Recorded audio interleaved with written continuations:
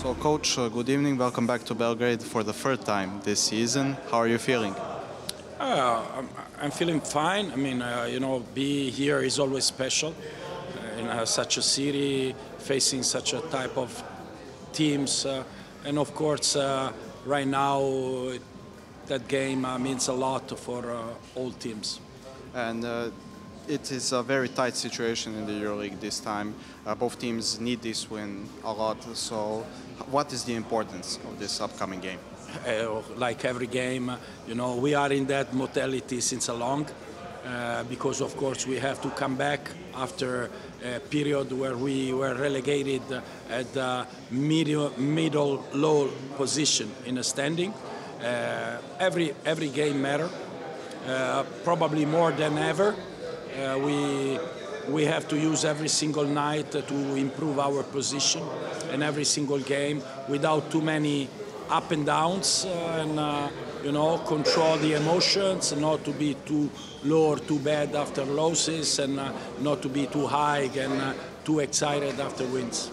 Efes is a club that aims to be at the highest. When you came, the situation wasn't great, as you just said. Now you have 6 wins in a row. Many people say you play the best basketball in Europe right now. Do you feel that way? No, I feel that the team is becoming more confident, for sure.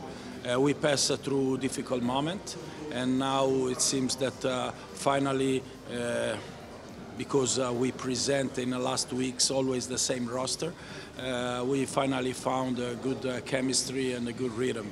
But we know that everything can change suddenly in a very short. That's the story of a competition like EuroLeague. I want to talk about Crvene Zvezda, who has the same score as you, 18-14. Did they surprise you with how they played this season? Honestly, not really. I was expecting them and Partizan to be better than last year. Team and management who did very good moves during summer. They changed a lot, not to miss their identity, their vision about the style they want to play basketball, and I believe both teams are actually representing the idea of their coaches. And you have 2-0 this season against Partizan. It is a rare case in the arena. It is a rare case you can go 3-0 maybe tomorrow. So is that something special in your CV? Because 20,000 fans, the biggest crowds in Europe, and something like that? No, it's anything special. As you know, play here, it's something unique. The atmosphere the fans are creating in Belgrade Arena is something who help, of course, the home teams, but help also the other teams to be ready to perform properly. There is no possibility to approach such a kind of game soft, because it's so different. And when you come to play here, you have to feel the privilege to be in such a stage, because this is a stage for very few. Do you think that Belgrade is probably the biggest basketball city in Europe besides Bologna, Madrid, and places like that? Athens also. I will say Athens. It's another. The way the Serbians participate, the event is different. Actually, this country is probably #1 in Europe, because the fans, they really support also with their presence in the arena and traveling. Not to forget that every time Partizan and Red Star, they play abroad, they have a lot of fans traveling and supporting the team. And that's something help a lot the team, the players, the coaches, to perform, because they really feel the push of their fans from behind. I had a possibility to work in Athens, in Greece, and I would say represent teams like AEK, Panathinaikos, and Olympiakos is almost the same. Okay, when we talk about Bologna, of course, despite everybody define Bologna as a basketball city, we talk about different dimension. It's a village comparing with cities like Athens or like Istanbul.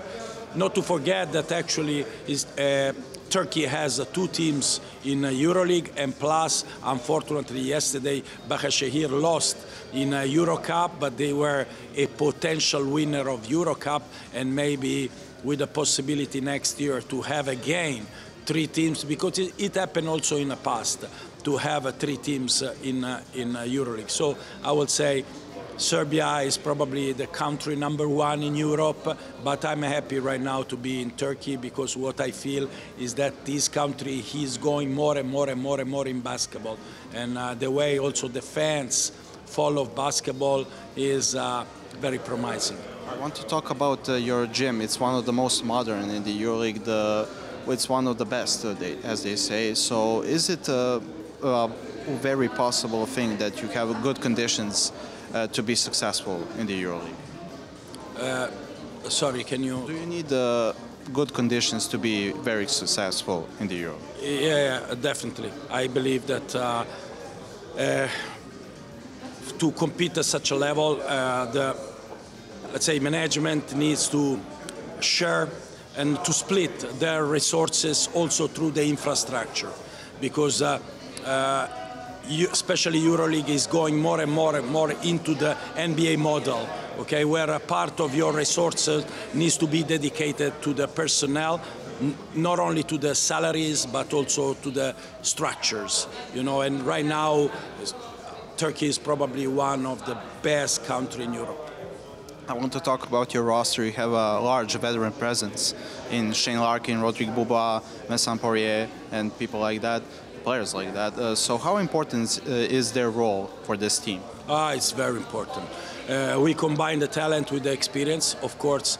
In case of Shane, our captain, and Rodrigue Beaubois, we talk about players who represent the core, a winning tradition of the club.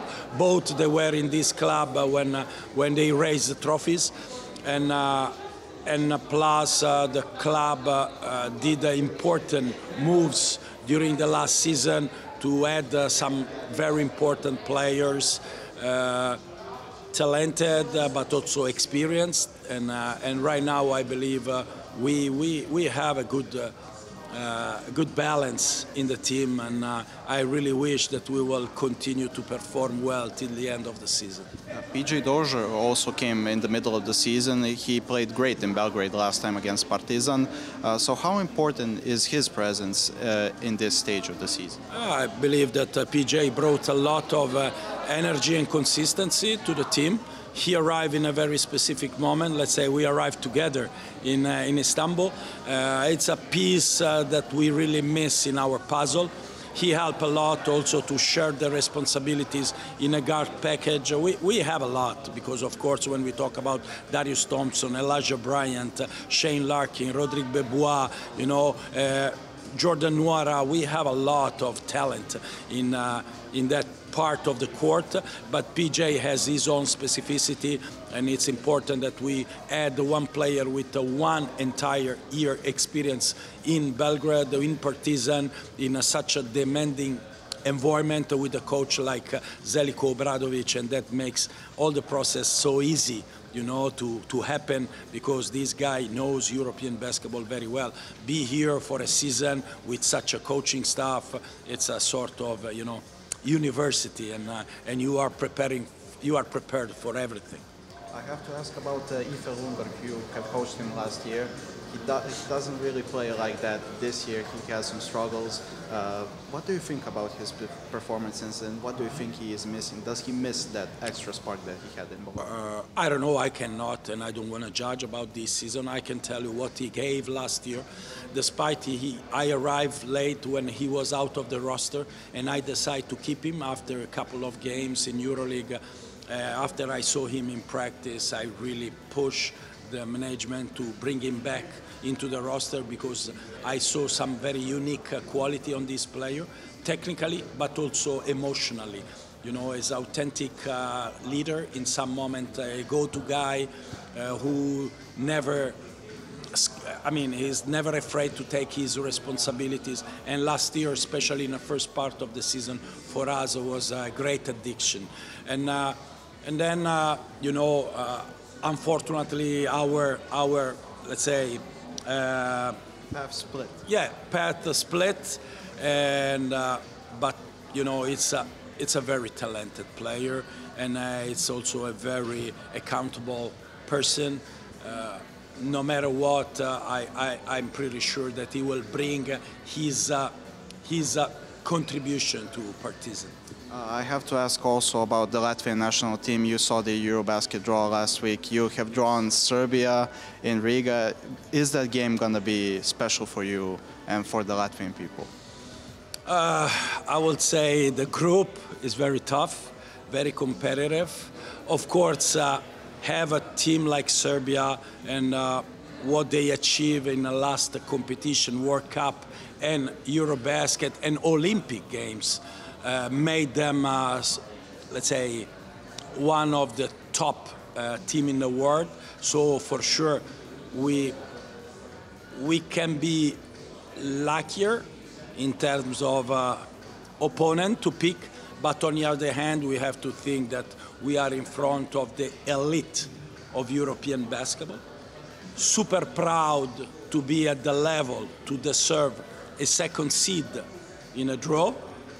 Super proud to host the competition because for a small country like Latvia will be a great challenge. And plus show all Europe that we can compete also against the great teams like Serbia. From my side, I really want to push this program to be at the level of such a powerful teams, despite, of course, we talk about a very small country, 1.8 million people, and but still trying to develop our, let's say, position into the national, let's say, scenario, because, you know, actually basketball is growing so much, and I'm pretty sure that Eurobasket will contribute to impulse again and more basketball in the country. And have a national team capable to compete is the only way to see that, let's say, dreams come true. Mr. Banki, it was a special talk with you. Thank you, and good fortune during the rest of the season. Thank you so much.